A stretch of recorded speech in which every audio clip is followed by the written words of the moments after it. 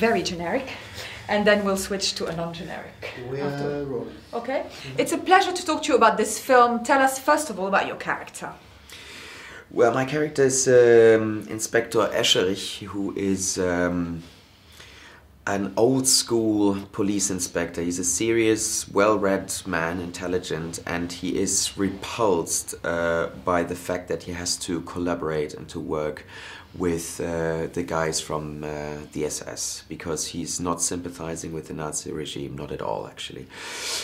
But he is not successful in solving the case, so he is slowly intimidated by the SS, and finally broken, and he does things and he gives up on his values and on his convictions out of sheer fear, to then at the very end realize that he cannot cope with the guilt and with the fact that he has, you know, given up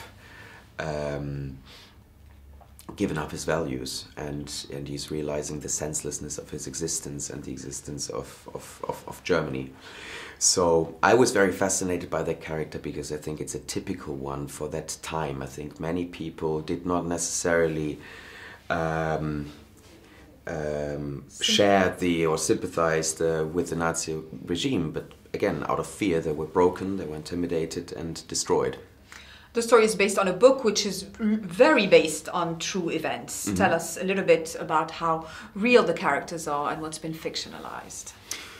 Yeah, it's almost everything is real. I mean, this couple, the Quangels, which is the heart of the film, it's that working class couple in Berlin, really existed, and it's so touching because with you know, with the little and limited ways and possibilities they had, they tried to do something against the regime and be subversive, and so they started writing these postcards. And even though at the end it was only 18 cards that people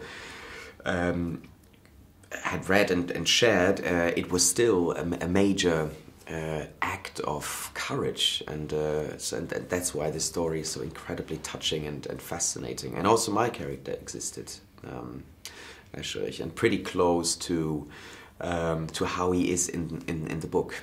So. How easy is it to get information about, obviously, this time where there was not freedom of speech? Pardon? How easy is it to find information about that period of time because people were not free to speak their minds? Yes, but I mean, here in Germany we had various documents and books which inspired us and helped us. There's one very important book which is called The Story of a German, written by Hafner, who was a young lawyer, explaining how it felt like to experience the change in the country. And he fled to London pretty early on, and the book shows you that people could know what was going on if they wanted to, if they didn't look away. Because this is for me also, and always was, a crucial question, because I am German, so you ultimately ask yourself, you know, what did my family do, for example? And I did a social year here after finishing school, where I took care of many people of that generation of old people, and I asked them all, how was it like? And you very often got the answer, we didn't know anything. It was just like that, you know, we had to follow, etc. So that's why this book is so interesting, you know, to see that there were people, some courageous and brave people who did something against it.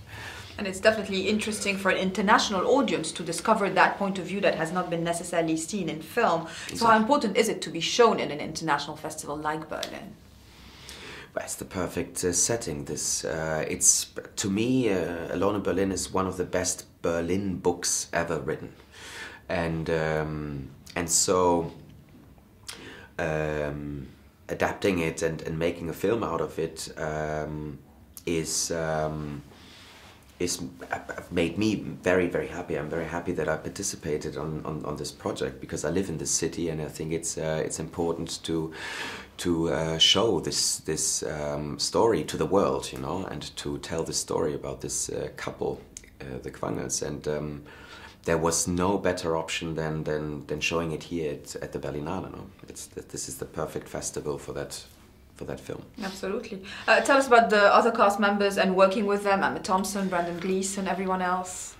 Well, with Emma, it's the second film I did with Emma, and we didn't have a scene together. So yesterday we said we are hoping for a third film where we finally at least have one moment together. So, but she's absolutely wonderful in the film.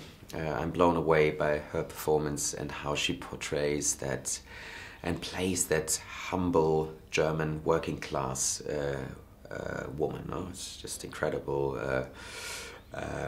transformation. And Brandon was absolutely wonderful to work with. And it was very intense. Every day we talked a lot about the book, a lot about the scene. So there was a very serious approach. No? This was just, and always digging and trying to find out things and being very, very, very attached to it and committed. And also Vincent, I mean, you can tell that this guy has been thinking of this project for such a long time, you know. So I really, really enjoyed this experience. I'm very proud of this film. Thank you. That concludes our generic part.